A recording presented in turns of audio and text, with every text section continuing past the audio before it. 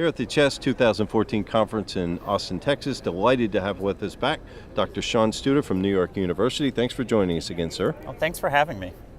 Let's talk about new treatment recommendations from the NEASE conference, as well as data from the AMBITION trial suggests that multimodal PAH treatment can benefit patients. What are the potential cost implications for PAH sufferers? That's a great question, of course, and so the concern has been for a long time that these medications are expensive individually, and with limited data to use them in combination is just going to raise the cost quite dramatically. And now, of course, with both the NEASE data as well as the AMBITION data, there's really a suggestion that we should be using combination therapy up front for some patients or earlier in sequential combination for others. So the costs are going to grow. The real question, I guess, is that if you only look at the medication costs, they're quite substantial. What are the cost offsets? I think in a nutshell, the biggest one's going to be hospitalization. The data from several of these recent trials suggests when you use these combinations, you can reduce hospitalizations between 40 and 60% roughly, and with a PAH hospitalization costing about $70,000 to $75,000 per stay, reducing those hospitalizations is a significant cost offset.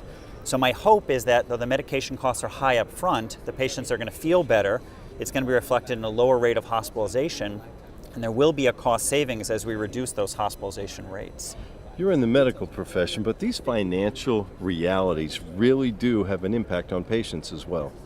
They do, and so we in part have to worry about the global cost, so that's not our primary role. We can't just be continuing to prescribe things, irrespective of what the ultimate costs are. And then we have the patient's costs, which through copay mechanisms can often be made quite reasonable. So I think we do have a responsibility to react to the guidelines, think about what the costs are in the big picture, as well as down to the patient level. And I think there's good news on both fronts, that they'll be affordable, not just for the patient in terms of copay, but for the system if we can reduce some of those downstream costs such as hospitalization. Very good. New treatments for PAH are showing promising data on efficacy. How do you expect these new therapies to change patient outcomes? So we've been looking for a long time for things that replicate the original epoprostenol trial showing improved survival. We don't yet have the best or strongest or purest signal in the scientific sense for that, but we do have a lot of other data that suggests that patients are functioning better. We've had that in terms of 6-minute walk data for a while. We've had it in terms of patient reports by quality of life questionnaires, and now we're seeing it in terms of other things. Come back to hospitalization again. A hospitalization event is obviously a big cost implication, but it represents a real deterioration for patients that we couldn't manage them at home or between frequent office visits. So if we can reduce the hospitalization frequency, that's a good way to show, I think, that we're improving patient outcomes. Very good. What are your thoughts on transplantation as a final treatment option for PAH, and what are you seeing as a future for it? So transplantation is something that's always been there in the algorithm and in real life for patients. It's sort of one of the last steps after they failed medication therapy. I think what's very interesting is that we've had a greater emphasis and a greater ability to diagnose PAH early. So arguably the numbers of PAH patients that are prevalent has risen, but the numbers that have gone into transplant haven't been a commensurate rise. It seems that it's been roughly stable, the number of patients transplanted each year. So while it's a very reasonable treatment option for patients who failed medication therapy, the suggestion by some of the data, I would argue, is that we haven't seen more patients needing transplant.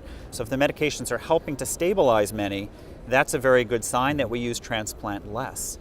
Very interesting surgery, very big cost, very big dramatic event for patients, and very tough post-transplant recovery and lifestyle afterwards. So we want it to be there, but just the same, if we can prevent patients from having to need that as their option, I think we're doing a good thing. Invasive hemodynamic monitoring may soon be used. What do you see as the principal risks and benefits in using it? Well, we don't have a lot of data right now as far as day-to-day or week-to-week hemodynamics, and so I think the potential risks, besides the procedure of implanting hemodynamic monitor up front, are probably something we can manage in terms of the procedure. We worry a little that we may overreact to changes that occur in the short-term basis, because right now we've had a bit of a longer-term view, weeks to months in most cases, based on less specific data. I think invasive hemodynamic monitoring offers a great opportunity to tell us more about how patients are doing. It might finally give us that sort of canary in the mine that if someone's deteriorating, it's that early signal that we need to make changes. But right now it's a lot of interest, it's a lot of excitement without a lot of concrete data exactly how it's going to affect the field.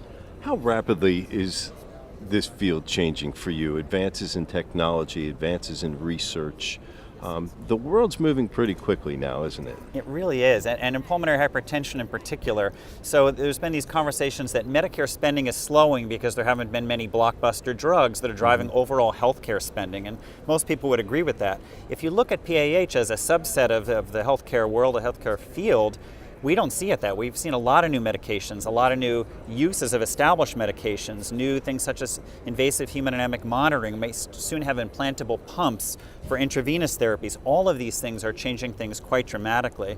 If you just look from roughly 2000, we had one parenteral therapy to now, where we have a dozen, depending on how you count them, different delivery methods. There's a lot of different ways we can approach patients in terms of treatment. Still a big unmet need, so we still need to do more, but that being said, there's a lot of excitement. And as you walk around a meeting like this American College of Chest Physician meeting, you see a lot of that reflected. It's not the biggest disease by the numbers. Epidemiologically, it's not as common as many other things, but there's so much emphasis on it here because it is a rapidly developing field. So the added hope, the added confidence, the added options that you have in PAH treatment has to translate from you to patients as well. It does, and I think when patients first get this diagnosis, there's understandably a lot of anxiety, a lot of worry, a lot of pessimism, but we can bring to them a real sense of optimism and excitement that we're not trying to cure them right now. There's very few cases in medicine we can do that, and certainly in PAH, unless it's related to say a blood clot that's lodged in the lung, it could be surgically removed. We can't cure these patients, but we can tell them that we can hopefully stabilize many and keep them going until we have better combinations or better treatments down the road. Very good. Thanks for spending a few minutes with us. Appreciate it. Thank you. It's my pleasure. Dr. Sean Studer.